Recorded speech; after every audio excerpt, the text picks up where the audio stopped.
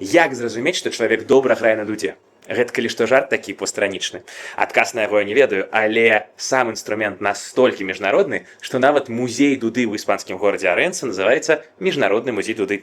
Адзіны міжнародны музей у горадзе. Тут у рэгіёне Галісія дуда ёсць нацыянальным інструментам. Называецца яна гайта і гучыць вось так.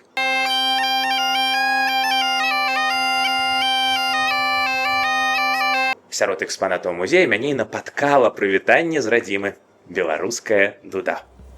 У дзяцінстве яна гучала на кружэлках старога Ольсы, але сёння ў сэрцы грае вось гэтая ірдаратава дуда з менскіх жнівеньскіх вуліцаў 2020 года. Жыве Беларусь!